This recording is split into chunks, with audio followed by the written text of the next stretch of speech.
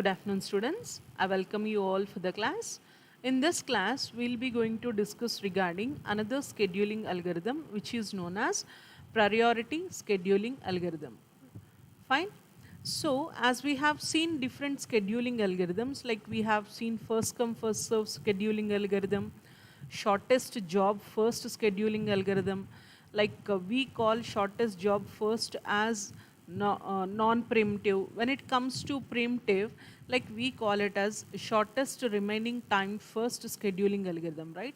And round robin scheduling algorithm, where we have employed a time slice of 2 milliseconds or 1 millisecond, so that each and every process is going to get a specific time without any delay. So that is the main motto of this round robin scheduling algorithm. And today we'll be going to discuss regarding another scheduling algorithm which is known as priority scheduling algorithm. So as the name itself indicates, priority means giving highest preference. So here in this priority scheduling algorithm, the number with the lowest value is going to have the highest priority. Fine. What I mean to say is like, suppose if you are having a process P1, P2 and P3.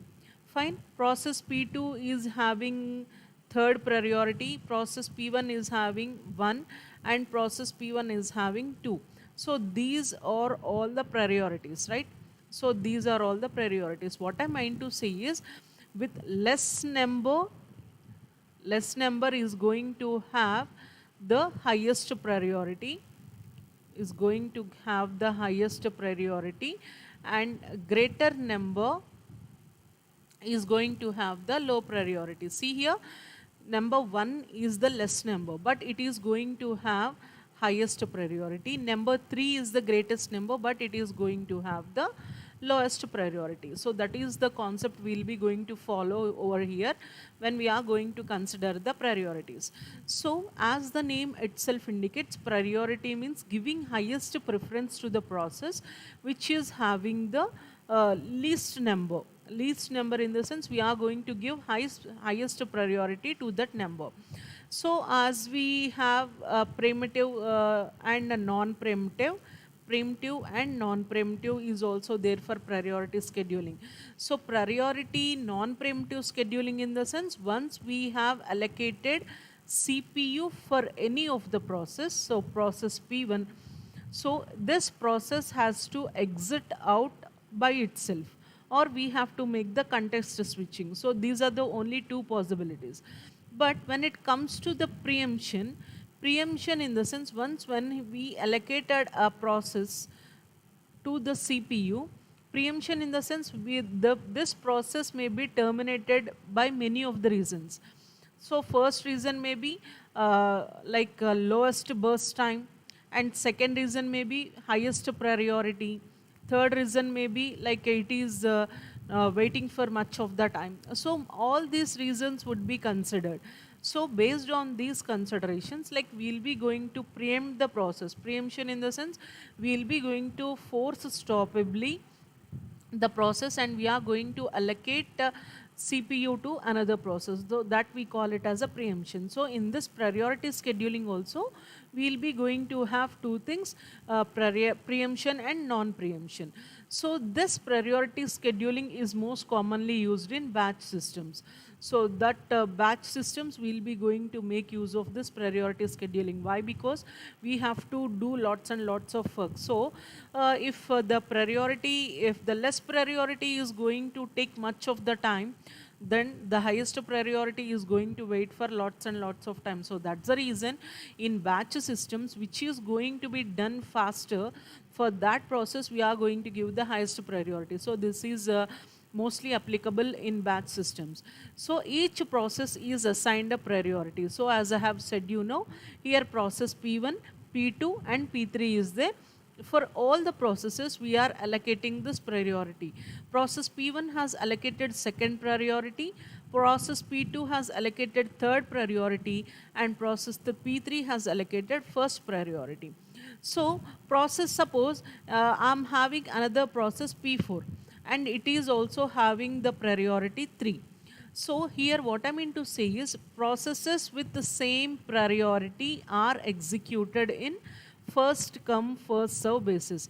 Here P2 is having the third priority and P4 is having the third priority. But out of P2 and P4, which came first? P2 process entered first. Here P2 process entered first.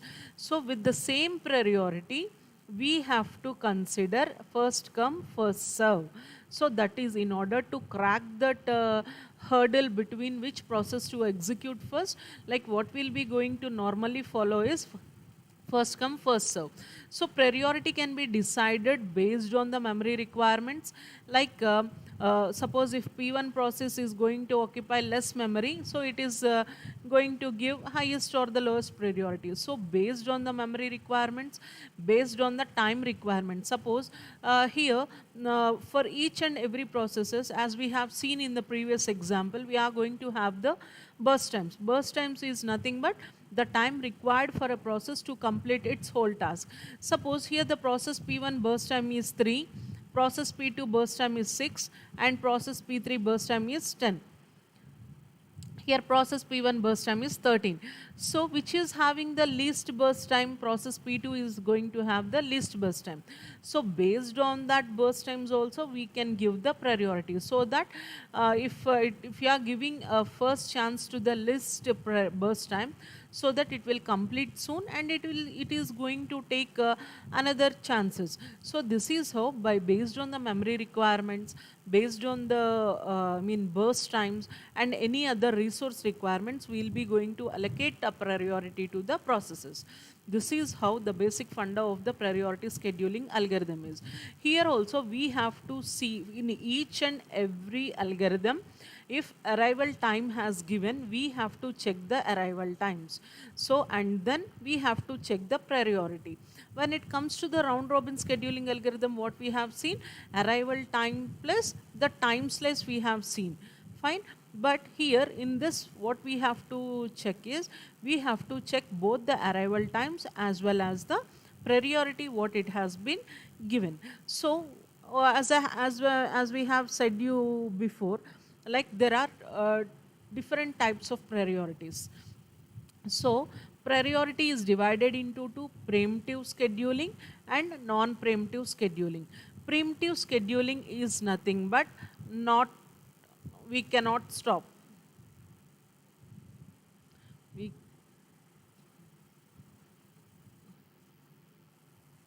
so primitive means we can stop in the middle.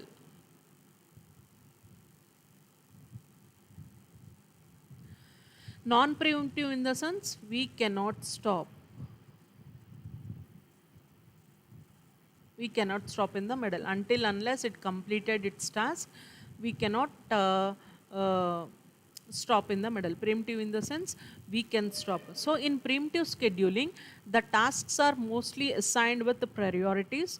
As we all know, in priority scheduling in the sense we will be going to allocate the priorities.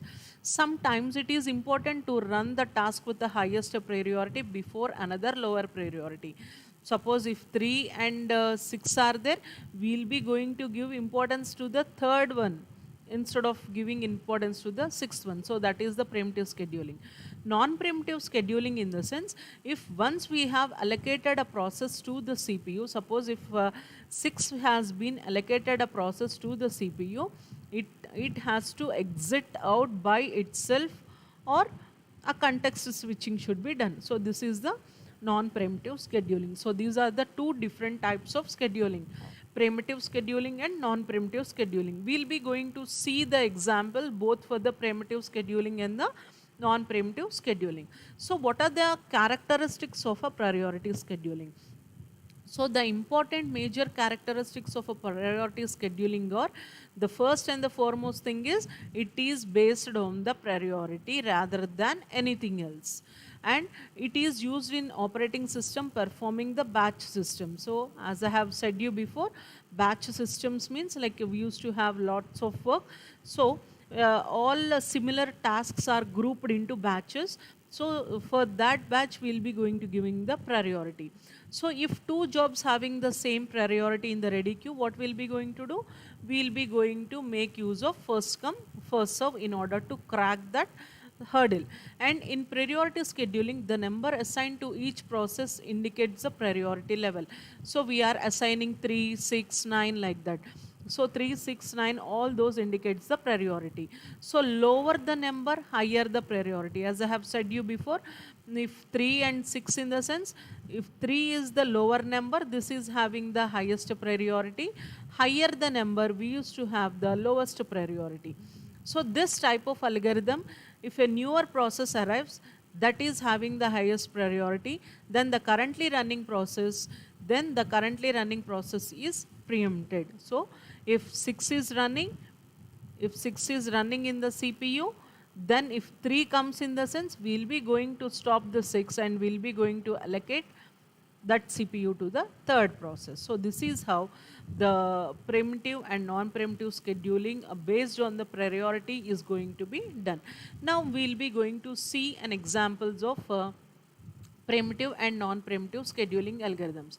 So here I'll be writing over here. I'll be going to draw the chart over here in order to have the better convenience. So this is the priority scheduling non-primitive.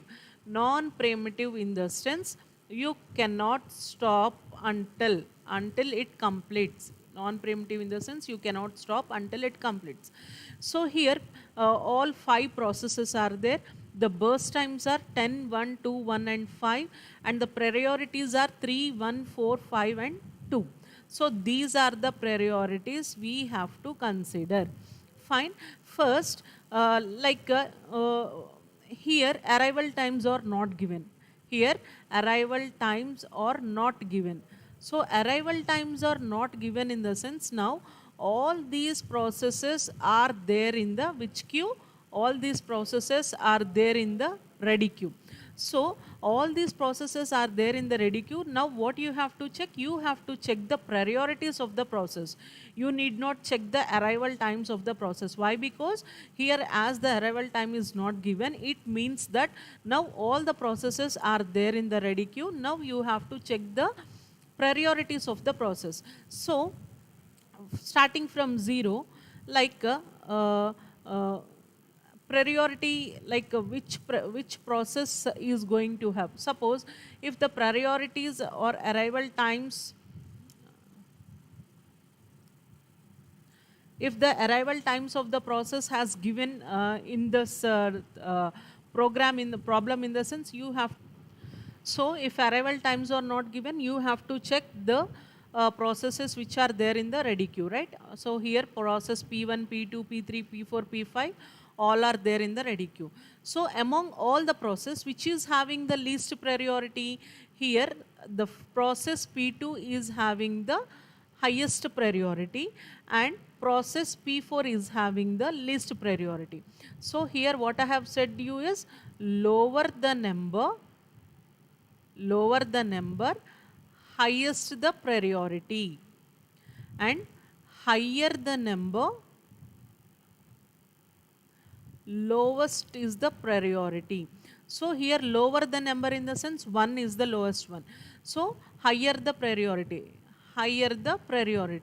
So lower the number, higher the priority. So 1 is going to have the highest priority. So 1 in the sense P2 process. Now P2 process will come. Now P2 process will come and execute for how many milliseconds? Its burst time is 1 millisecond. So executes for 1 millisecond. And next, so P1 process completed. So this one completed. And which is having the second highest priority? P5 process is having the second highest priority. P5 process will enter and executes for, what is the burst time of this P5 process? Here the burst time of the P5 process is 5. So 5, 1 plus 5, that is equals to till 6 minutes P5 process will execute. And next, so P5 also completed. Next, which is having the highest priority? P1 is going to have the highest priority. And what is the burst time of P1? It is 10. That is 6 plus 10, which is equals to 16 milliseconds. What I mean to say is P1 got chance at 6 milliseconds. Till 6 milliseconds it is waiting. So 6 milliseconds it has waited. So that time plus how much time it is needed to complete its task? 10 milliseconds. 6 plus 10 is 16 milliseconds it is needed in order to complete the task of P1. So here P1 also completed. Next, what is the process which is having the highest priority? Next, P3 is the process which is having the highest priority. P3 waited for 16 milliseconds. At 16 milliseconds, P3, we are giving a CPU to P3 at 16 milliseconds. And in order to complete the task, how many milliseconds it needed? 2 milliseconds. That means 16 plus 2, totally 8 milliseconds are needed in order to complete the task of P3. And P3 also completed. And next one, last one is the P5. So P5 will enter into the queue. So P5 till 18 milliseconds P5 has been waiting. And how many milliseconds? Sorry, P4. So fifth priority is having the P4 process. So at how many milliseconds it is needed to complete its task? 1 milliseconds. That is 19 milliseconds. So this is how we'll be going to calculate the non-preemptive priority scheduling algorithm. So first what we are going to do is we'll be going to check the processes for priority, and then you will be going to see which process is going to have the highest priority, which is having the highest priority, that is going to be executed first. This is how the priority scheduling with non-preemptive is going to be executed. Clear? So now we'll be going to see the preemptive priority scheduling algorithm. So this is the non-preemptive scheduling algorithm, and now we'll be going to see the preemptive scheduling algorithm. So this is the preemptive scheduling algorithm. Fine. So in this preemptive scheduling algorithm, in the sense, primitive in the sense we can stop in the middle. We can stop in the middle. So that is the primitive scheduling algorithm. So what are the chances here in the sense a process suppose if P1 process is executing in the CPU and P1 process is having sixth priority, and when it is executing by the CPU, and at that time P2 process came which is having the priority 2. So what we'll be going to do is we'll be going to stop this P1 process and give chance to P2 process. So that is the preemption. So how you will be going to, we'll be going to check over here. So here the numbers are 4, 2, 3, 5, 1, 4 and 6. Fine. This is how you will be going to have the arrival times and the burst times. This is the priority, and these are the processes you are having. So here I'll be going to draw another one so that you will be going to understand clearly. Fine.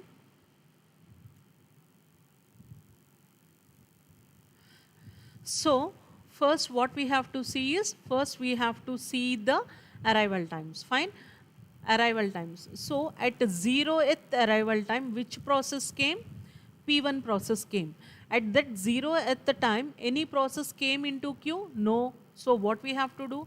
Compulsorily we have to give chance for that P1 process only. Why? Because at 0th millisecond only P1 process is there in the queue. So at 0th millisecond we will be going to give chance for the P1 process. So P1 process executes till 1 millisecond. At 1 millisecond we have to check any other process came or not. So at 1 millisecond P2 process came. So listen carefully, at 1 millisecond P2 process came. Now you have to check the priorities of P2 and P1. Which is having the highest priority? P2 is having the highest priority. 6 and 5.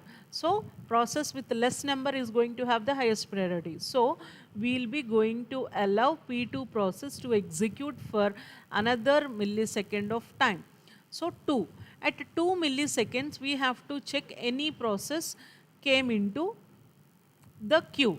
Yes, at 2 milliseconds, P3 process came. So what is the priority of this P3 process? It is 4. And what is the priority of the P2 process? It is 5. But 4 is the having the highest priority. So we are allocating P3 process into the CPU. We are making P3 process to execute. P3 process will continue for another millisecond. At P3, any process came? Yes. At P3, process P4 came. We have to check, as P3 is there, is now currently executing by the CPU. P3 is having the fourth priority, and now while executing P4 came, P4 is having the first priority. So what you will be going to do? You will be going to context switch. That means you will be going to allocate CPU to this P4 process and stop this P3 process. Now P4 process will be going to give the CPU. It will execute for 1 more millisecond. At 4 millisecond, which process came? P5 process came. Before that, P4 process is currently executing by the CPU. Now we have to check the priorities of 3 and 1, which is having uh, uh, the highest priority, that we have to check. So if the process which is having the highest priority, so at 4 milliseconds, which process came into existence? At 4 milliseconds, P5 process came. But P5 process having the third priority and P4 process having the first priority. So we'll continue P4 process again. We'll continue P4 process again till another millisecond. At 5 millisecond, which process came? P6 process came. We have to check the priorities between 5 and 6. 6 is having the 0 priority and 5 is having the third priority. So we have to give preference to the P6 process. Now P6 process will come. So it will execute, it execute till 6 milliseconds. At 6 millisecond, which process came? P7 process came. Fine. But P7 process is having the second priority and P6 process is having the 0 priority. So what we'll be going to do? We'll be going to allocate for P6 process only. Fine. So if it is having the least priority, fine. So you will be going to terminate that one and we will be going to give a chance to the highest priority. So as 0 is, now all the processes are there in the ready queue. Now all the processes are there in the ready queue. Fine. Now you need not consider which process will come at what time. Now all the processes are there in the ready queue. You have to follow the non-preemptive scheduling algorithm. So you have to check the priorities and then you have to execute the task. Now at 6 milliseconds, 7th process came, but 6 is having the highest priority. As 0 is having the highest priority, we will make P6 for run for 7 milliseconds. Now at 7 milliseconds, any process is there? No process is there. So what we'll be going to do? We'll continue for 4 milliseconds. That means this P6 process will execute for 4 milliseconds. From 4 till 8 until 9, this P6 process will only execute. Fine. See here. So P6 process will only execute still 4 milliseconds from 5 to 9. As the burst time of P6 process is 4, we will be going to give 4 milliseconds. From 5 to 9, only P6 process will execute. So now P6 process completed its task. Now P6 process completed its task. We have to remove. Why? Because its burst time is been completed. Now which process is going to have the highest priority? Now P4 process. Why? Because it is 1. 1 is having the highest priority. So we have to give, so here one process P1 entered at 0 to 1. Here it has completed 1 millisecond. So what we'll be going to do is, here we'll be going to give chance to the process P1. So now which process has been entered here, now which is going to have the least time, burst time, that process we have to check out that process. See here, when it comes over here, here P4 has done 2 milliseconds of time. P4 has done 2 milliseconds of time, 3 to 4 and 4 to 5. So we are going to strike out 5 and we have written 3. So how many time left for P4? It has been, burst time is left of 3 milliseconds. Now it is now at 9 millisecond P4 process will come and executes for how many milliseconds? 3 milliseconds. So 9 plus 3 is 12. So this is also completed. P4 also completed. So P4 also completed. Next, what is the next process which is having the least burst time? Next, it is the 2. 2 means P7 process. Next, P7 process will come. So P7 process will come. So here we will be going to have a burst time of 6 milliseconds. So 12 plus 6 is 18 milliseconds. P7 process will come. So this P7 is also we completed. Next, which is having the third priority is the fifth process. Now we'll allocate the fifth process. So we have to see P5 burst time is 1 millisecond. So from 18 to 19 P5 will do, and this P5 also completed. And next, what is the fourth priority process is P3. Next, P3 will come into execution. So here P3 we have done, so P3 needs 3 milliseconds. Here P3 we have done 1 milliseconds of time. So 2 milliseconds has been left. So from 19 to 21 P3 will be going to do. So P3 also completed. And next one is P2. P2 will enter into the session. Here P2 burst time is 2 milliseconds, but here P2 we have done 1 millisecond of time. So 1 millisecond is left. So from 22 to 21 to 22 P2 will do. And after P2, which is having the least priority is P1. So now P1 will enter. P1 will enter, and P1 has completed here. P1 needs actually 4 milliseconds of burst time, but here P1 completed 1 millisecond of time. So P1 is left with 3 milliseconds of time. So P1 will execute till 25 milliseconds of time. This is how you will be going to have a priority between the different processes. Primitive in the sense we are going to stop in the middle.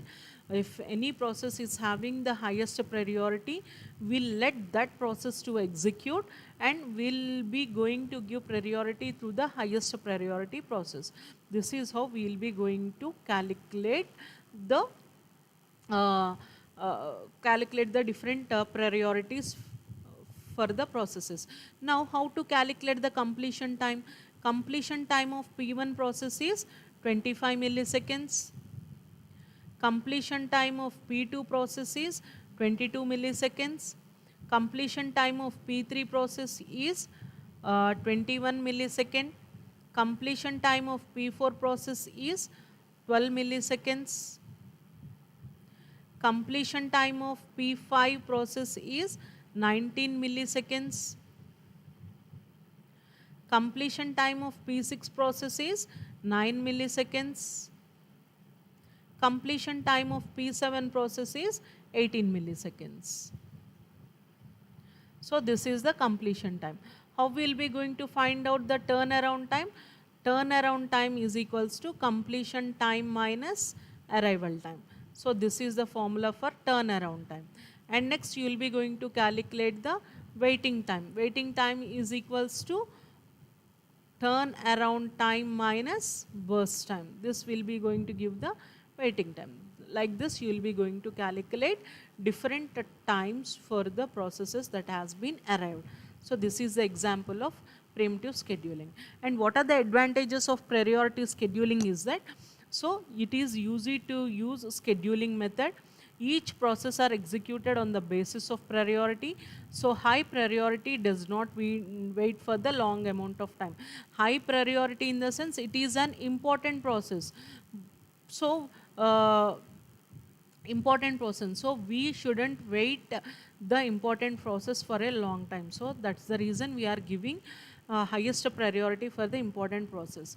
It is a good mechanism and is very much defined easily. It is suitable for fluctuating time resources requirements.